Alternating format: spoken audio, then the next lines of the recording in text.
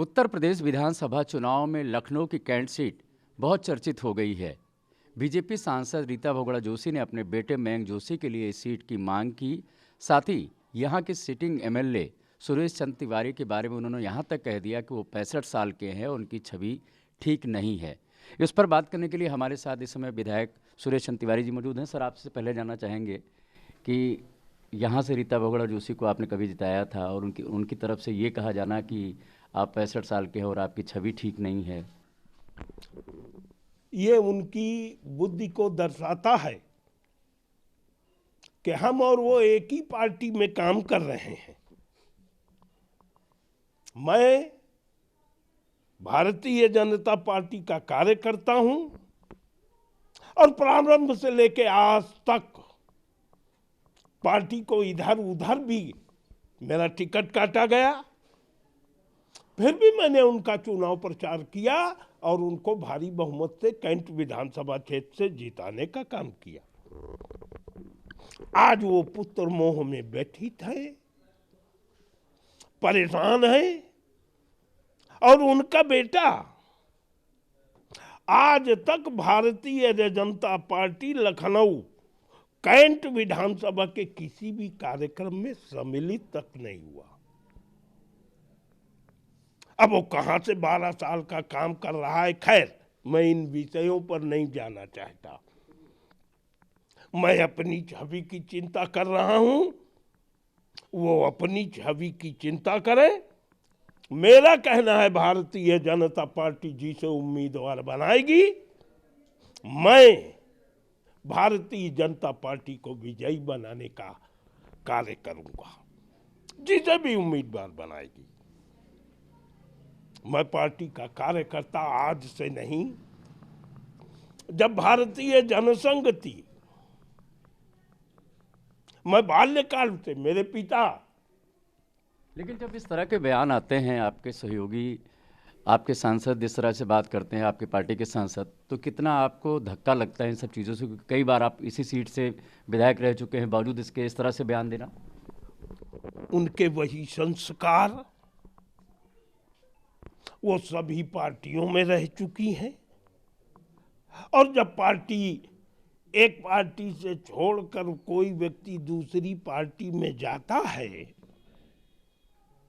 तो इसी प्रकार की भाषा बोलता है।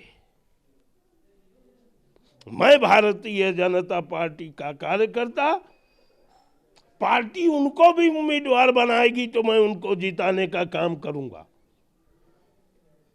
भारतीय जनता पार्टी का परचम पहले भारतीय जनता पार्टी 300 सीट से ऊपर सीट जीत कर आवे, मैं इस काम में लगा हूं। कल भी हरदोई में प्रबुद्ध सम्मेलन लेकिन उन्होंने ऐसा क्यों कहा कि आपकी छवि ठीक नहीं है? ये आपका देखने का है, आम जनता में पूछिए किसकी छवि ठीक है किसकी खराब है। जनता चुनाव में ये बताने का काम करती है। आप अपनी दावेदारी इस पर पेश कर रहे हैं सीट पर? जी हाँ, मुझे ही टिकट मिलेगा। मैं ही का भारतीय जनता पार्टी का कार्यकर्ता हूं। आज से नहीं, पिछली 3 पीढ़ियों से मेरे बाबा संघ के स्वयं सेवक थे, मेरे पिताजी भारतीय जनसंघ के अध्यक्ष थे, मेरे पिताजी भारतीय जनता पार्टी के अध्यक्ष थे। मैं भी भारतीय जनता पार्टी का कार्यकर्ता हूं, मेरे बच्चे भी भारतीय जनता पार्टी के कार्यकर्ता हैं। इन रगों में भारतीय जनता पार्टी का रक्त बह रहा है। लेकिन इस सीट को लेकर के इतनी चर्चा क्यों? लखनऊ कैंट को लेकर के इतनी चर्चा क्यों? कभी कहा जाता है कि रीता बहुगुणा जोशी जैसा कि वो अपने बेटे के लिए सीट चाहती थी। कहा यह भी जा रहा है कि जो अपर्णा यादव हैं उनकी भी पसंदीदा सीट है। कई लोग और हैं जो भारतीय जनता पार्टी के मिनिस्टर हैं और विधायक, उनकी भी निगाहें इस सीट पर लगी हुई हैं। पिछले 50 वर्षों से अकथ परिश्रम करके मैं, मेरा परिवार ने इस क्षेत्र को सींचा है, विकसित किया है।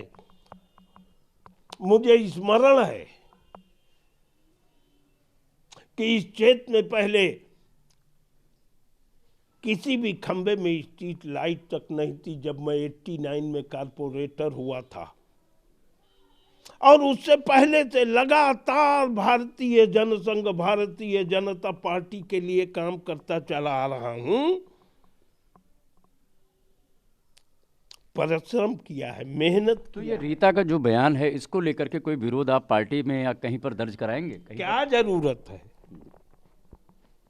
यह उनके मस्तिष्क की उपज है, और जब पार्टी आदमी छोड़ने वाला होता है तो इसी प्रकार के बयान देता है। पर रीता पार्टी छोड़ रही है?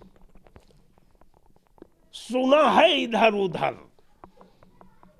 कि दूसरी पार्टियों में भी आना जाना उनका जारी है। बाकी छोड़ रही है या नहीं छोड़ रही, ये जानकारी नहीं है। धन्यवाद। ये हैं सुरेश चंद्र तिवारी, जो जिनका कहना है कि रीता बहुगुणा जोशी ने क्यों अपने पुत्र मुंह में इस तरीके से इनके ऊपर आरोप लगाए हैं, लेकिन इनका कहना है कि उनकी अपनी समझ है, उनकी अपनी बुद्धि है, जिस तरीके से उन्होंने इनको बयान दिया है। बाकी इनका कहना है कि ये अपनी दावेदारी इस सीट पर पेश कर रहे हैं, जिस तरीके से इन्होंने काम किया है। जनता लोगों की छवि बनाती है, और इनके जिस तरीके से रीता बहुगुणा ने कहा कि उनकी छवि ठीक नहीं है, उस चीज़ को नकारते हुए इन्होंने कहा है कि जनता के बीच में उन्होंने काम किया है और जनता उनकी छवि को समझ रही है, और अपनी दावेदारी भी वो पेश कर रहे हैं इस सीट पर।